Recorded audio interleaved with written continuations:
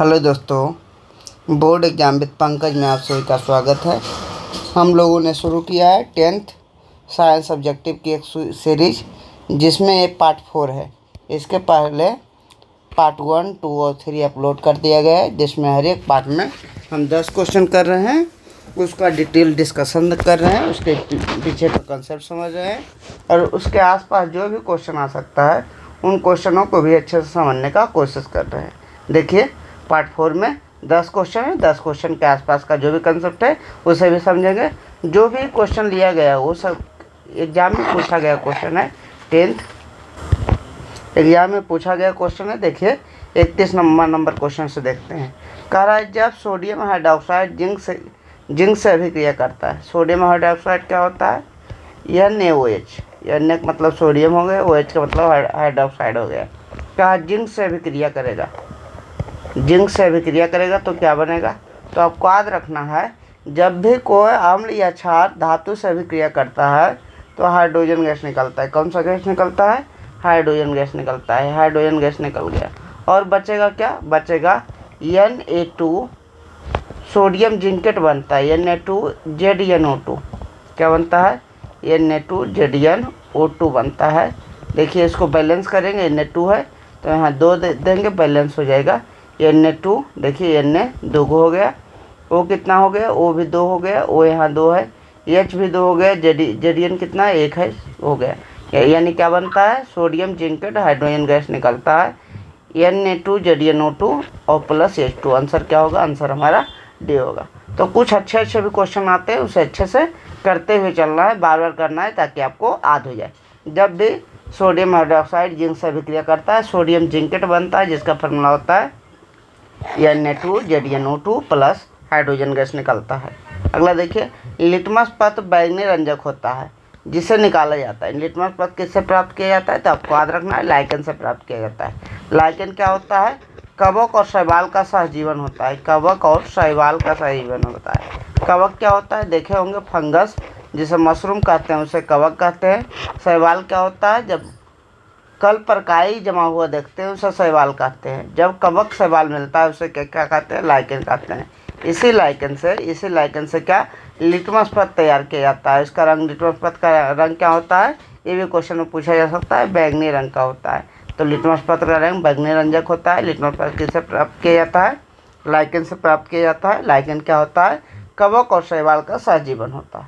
अच्छे से सभी बातों को ध्यान रखना। आगे बढ़ते हैं। देखिए, कह रहा है, सोडियम कार्बोनेट। सोडियम कार्बोनेट क्या हुआ? Na2CO3। Sodium carbonate Na2CO3। Sodium carbonate के जलीय घोल में मिथाइल ऑरेंज का घोल मिलाने से घोल का रंग परिवर्तित होकर कैसा होता है? तो इसमें अगर मिथाइल ऑरेंज मिलाते हैं, मिथाइल ऑरेंज, तो मिथाइल ऑरेंज के साथ रिएक्ट करके घोल का रंग जो बदल देता है वो हरा हो जाता है। कैसा हो जाता है? आपको ध्यान रखना है, हरा हो जाता है। जब सोडियम कार्बोनेट को मिथाइल ऑरेंज के विलयन में डाला जाता है तो उसका रंग कैसा हो जाता है? हरा हो जाता है। एक बात और यहाँ ध्यान रखना है, मिथाइल ऑरेंज को जब अम्ल से अभिक्रिया कराई जाती है तो उसका रंग कैसा होता है, और मिथाइल ऑरेंज को जब क्षार से अभिक्रिया कराई जाती है तो उसका रंग कैसा होता है? तो मिथाइल ऑरेंज में जब इसको अम्ल से अभिक्रिया कराई जाती है तो कैसा होता है? तो अम्ल से अभिक्रिया कराने पर कैसा होता है? लाल हो जाता है। जब मिथाइल ऑरेंज को क्षार से अभिक्रिया कराई जाती है, मिथाइल ऑरेंज को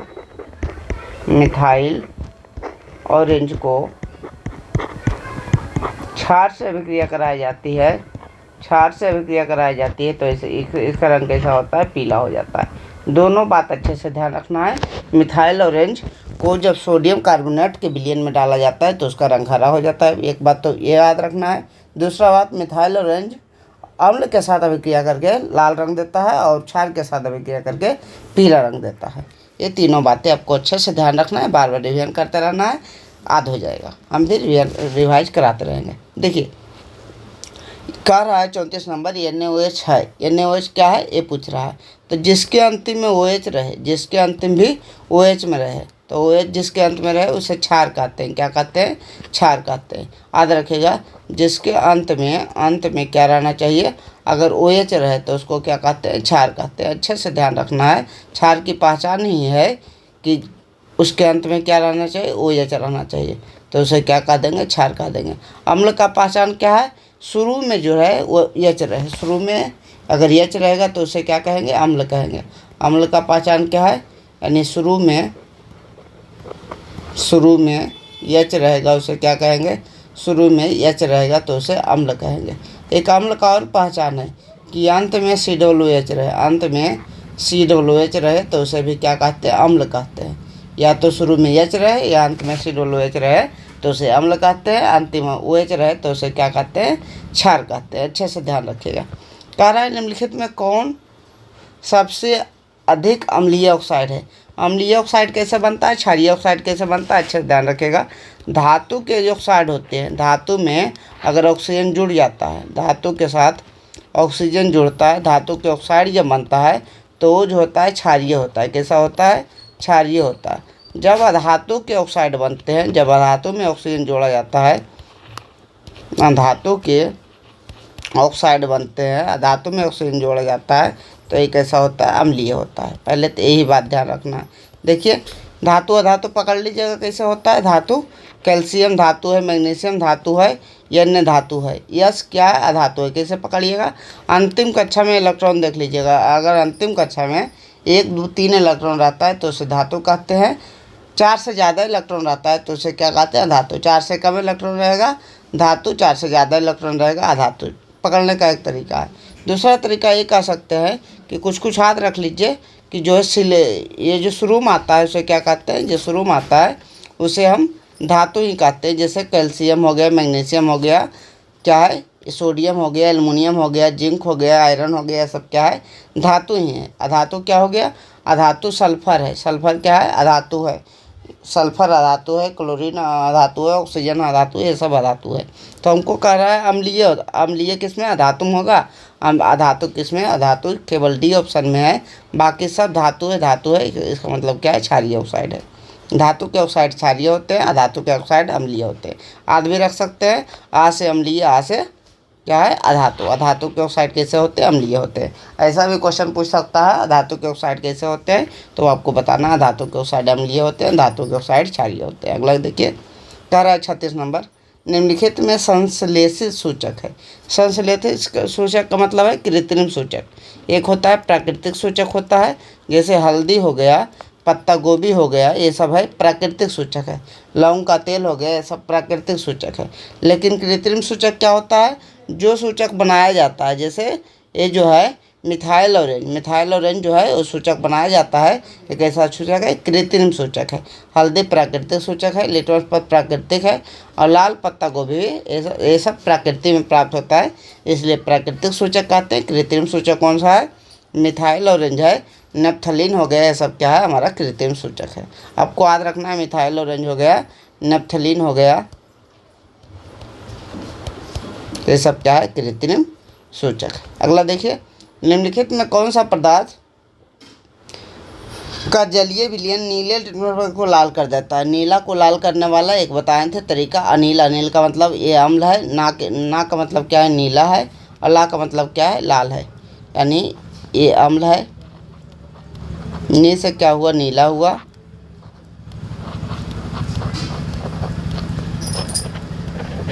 ला से मतलब क्या हुआ? लाल हुआ। यानी इसका मतलब क्या हुआ? अम्ल जो है लाल लिटमस पत्र को क्या करता है? नीला करता है। अम्ल जो है वो लाल लिटमस पत्र को क्या करता है? नीला को लाल करता है। अम्ल जो है वो नीला को क्या करता है? लाल करता है। अच्छे से आपको ध्यान रखना है। तो इसमें क्या कर रहा है? नीला को लाल कर रहा है, यानी नीला को लाल कर रहा है तो अम्ल है। अगर उल्टा करता, लाल को नीला करता, तो उसे क्या कहते हैं? क्षार कहते हैं। तो इसका आंसर क्या होगा? अम्ल होगा। अम्ल कौन सा ऑप्शन है? अम्ल यह है वो ऑप्शन नंबर ए में है। अम्ल के बारे में आप जानकारी प्राप्त कर लीजिए। अम्ल जो होता है उसका पीएच मान कितना होता है? पीएच मान इसका होता है 7 से कम होता है। पीएच मान कितना होता है? पीएच जो होता है 7 से कम होता है। अम्ल का पीएच मान 7 से कम होता है। जल में घुलकर कौन सा आयन देता है? जल में घुलकर या तो H+ आयन देगा या H3O+ आयन देगा। हाइड्रोजन आयन, इसको हाइड्रोनियम आयन कहते हैं। H+ को हाइड्रोजन आयन कहते हैं, H3O+ को हाइड्रोनियम आयन। तो जल में घुलकर कौन सा आयन देता है? हाइड्रोजन। अम्ल का स्वाद कैसा होता है? तो अम्ल का स्वाद कैसा होता है? खट्टा होता है। अम्ल का स्वाद कैसा होता है? खट्टा होता है। तो ये बेसिक बातें आपको ध्यान रहना चाहिए। अम्ल का pH मान 7 से कम होता है। जल में घुलकर कौन सा आयन देता है? H+, ये H3O+ आयन देता है। और स्वाद में कैसा होता है? खट्टा होता है। अगला क्वेश्चन है, सभी अम्ल जल में घुलकर प्रदान करते हुए बताएं। सभी अम्ल जल में घुलकर कौन सा आयन देते हैं?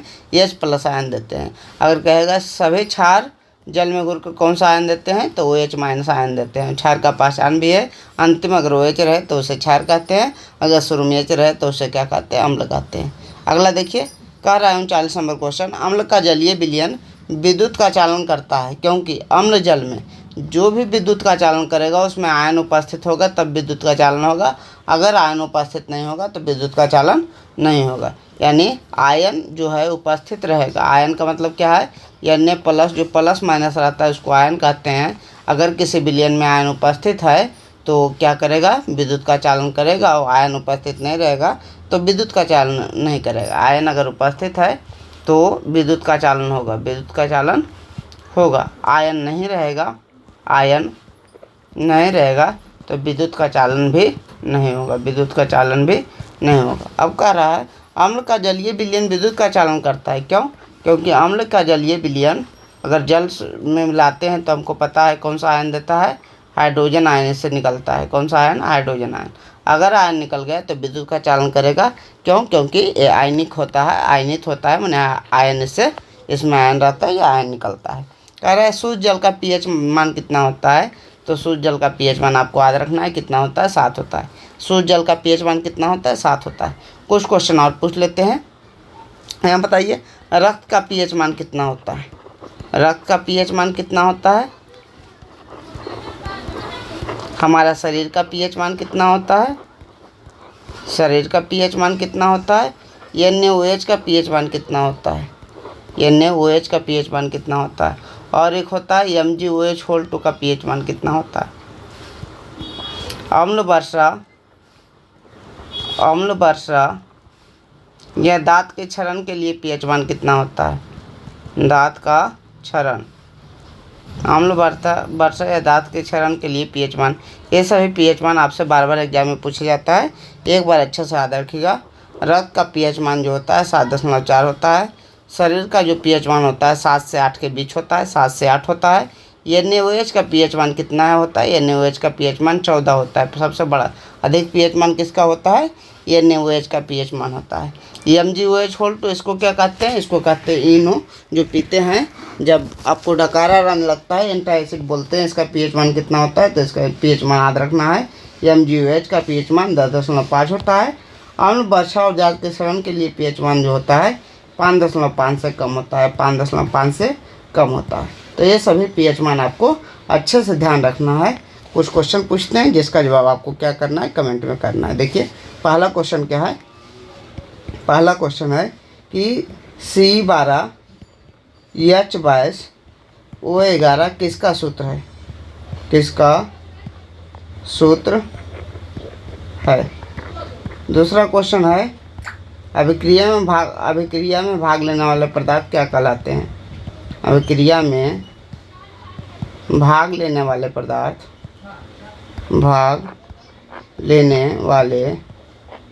पदार्थ क्या कहलाते हैं? क्या कहलाते हैं? दोनों का जवाब कमेंट सेक्शन में दे देना है और जवाब जरूर देना। इससे क्या होगा? आपको क्वेश्चन याद होगा। अच्छे से वीडियो को देखिए। अगर कोई नहीं समझ में आया तो उसे कमेंट में बता दीजिए। अगला बार समझाने की अच्छे से कोशिश करेंगे। ऐसे पूरे समझाने की कोशिश करते हैं हर एक बार। Thank you so much for watching this video.